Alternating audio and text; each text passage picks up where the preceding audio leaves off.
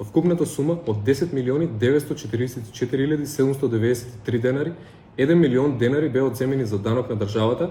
Бура од реакции во јавноста предизвика веста дека државата наплатила данок од преку 17.000 евра од парите кои организацијата Сапорт Кочани ги собира и подели на семејствата на настраданите. Иако домашното законодавство ослободува од даночење пари кои се стекнати како донација или хуманитарна помош во случај на несреќи, сепак државната каса наплатила 10% персонален данок на доход при секоја трансакција на близу 170.000 евра, колку што Сапорт Кочани исплатиле во оваа транша. Телевизија 24 побара информација од оваа хуманитарна организација за да дознаеме зошто им било наложено да платат данок. Оттаму велат дека за да добијат даночно ослободување треба да имаат решение од Министерството за правда.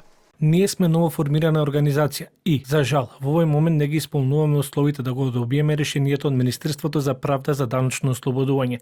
Еден од критериумите е хуманитарната организација да работи најмалку една година и да има остварено одредени приходи од донации, што во нашиот случај не е. Сапорт Кочани е формирана оваа година како последица од големата трагедија што го снајде овој град и држава. Например, тоа не е случај со Црвениот крст, чии донации се ослободени од даночење.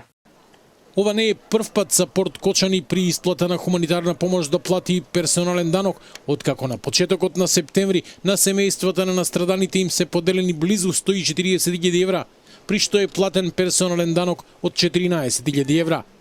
Иницијативата Сапорт Кочани е формирана веднаш по трагичниот пожар во дискотеката Пулс со цел да им помогне на преживеаните и нивните семејства.